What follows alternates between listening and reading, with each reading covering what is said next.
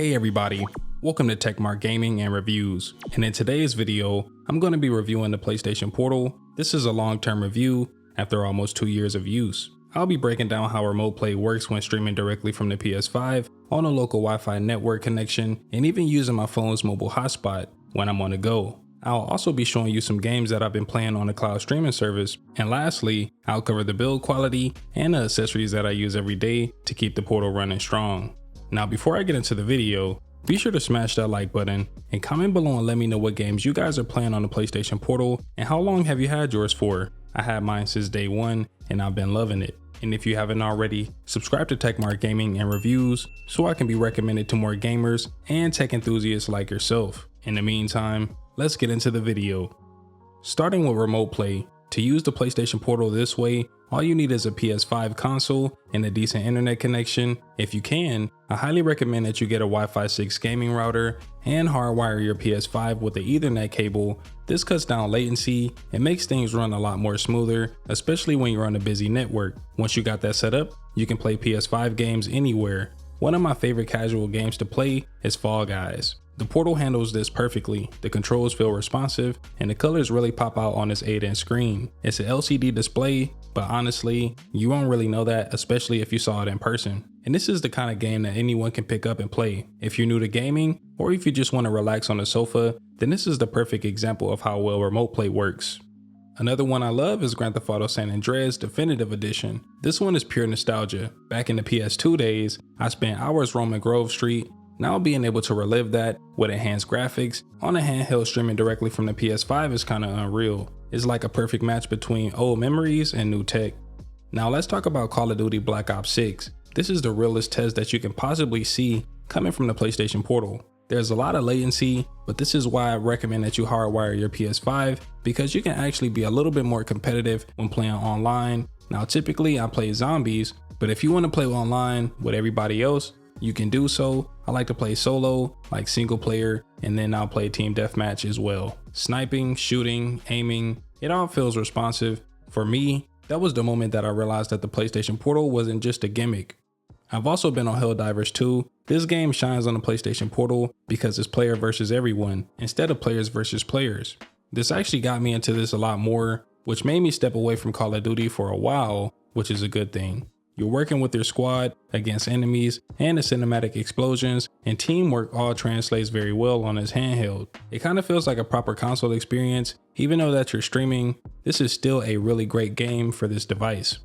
And of course, I tested Fortnite. Playing competitive matches from the comfort of my couch with my cats beside me is literally a dream come true. Growing up, I always wished that I could play console quality games on a handheld, and the Portal makes that possible without having to break the bank. Even though I'm playing with console and PC players, I always like to play Zero Build because this is actually a really fun mode to play on the Portal.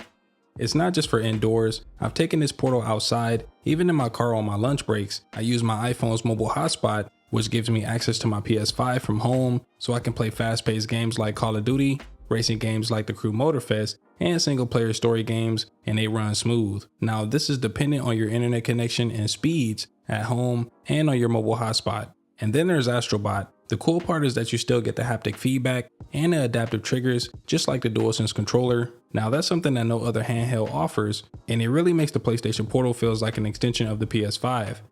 Now let's move on to the cloud streaming service. This is technically still in beta, but it's already very solid. All you need is a PlayStation Plus premium account, and it's going to give you access to 200 plus games on a streaming catalog that you can play directly from the PlayStation Portal without having to turn on your PS5.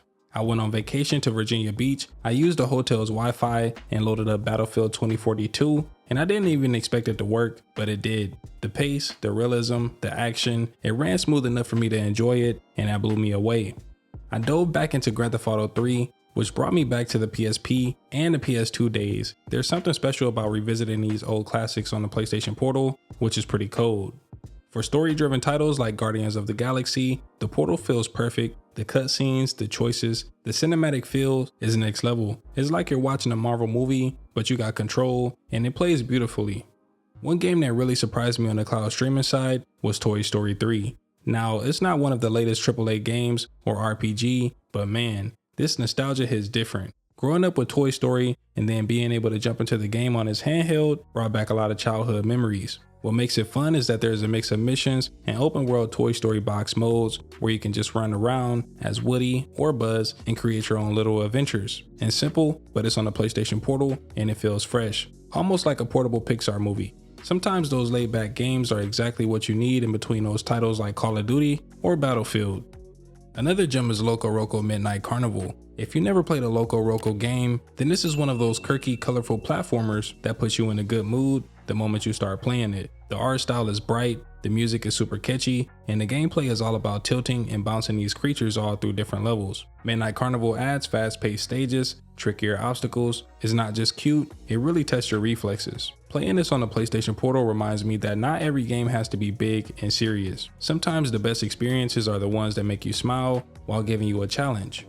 The last one I've been trying out on the cloud streaming service is You Suck at Parking. It's a small indie title, but don't let that fool you. This game is addictive. The goal is simple: drive through tricky obstacle courses and nail your parking spots at the end. But the catch is, once you stop, you can't accelerate again, so every move matters. On the Portal, this challenge feels even sharper. The smaller screen makes you focus even more, and it turns into one of those games where you're laughing at yourself when you overshoot your spot or you skid out at the last second. It's quick, fun, and perfect for short sessions, so honestly, go ahead and give this a try. Now moving on to the build quality. After 2 years, my Portal is still holding up great. The buttons are intact, the triggers feel pretty strong, and the sticks never developed any drift, and the screen is still clean. Honestly, it's way sturdier than I expected when it first came out. Compared to the older handhelds like the PSP and the Vita, this feels like the most reliable PlayStation handheld ever released because of the screen size, the price, and the features that we get with it. And to keep it in top shape, I use a few essential accessories like the Skull & Co thumb grips. These add comfort and grip for longer gaming sessions. The Magglass screen protector, this reduces the glare and reflections, especially when you're gaming outdoors or in a bright room.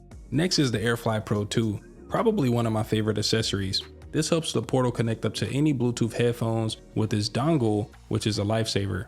Lastly is the PowerA charging dock. This is super convenient. Instead of messing around with different cables, you can just set the Portal down on this dock and it'll be ready for the next gaming session. And honestly, there's tons of accessories that I covered on this channel, from different cases, different charging docks, and protective shells. So if you guys want to see more reviews on accessories that can really upgrade your PlayStation Portal setup, definitely check out my older videos. So overall, after almost 2 years, the PlayStation Portal aged pretty well. Whether you're gaming at home, on a couch, or gaming outdoors, you'll be all good to go. Yes, it depends on internet, but in today's world, internet is everywhere. If you're interested in anything in this video, then I'll leave a link in the description. And if you found this video valuable, be sure to smash that like button and comment below and let me know what games you guys are playing on the Portal and how long have you had yours for. And if you haven't already, subscribe to Techmark Gaming and Reviews so I can be recommended to more gamers and tech enthusiasts like yourself. In the meantime, I'll see y'all in the next one. Take care. Deuces.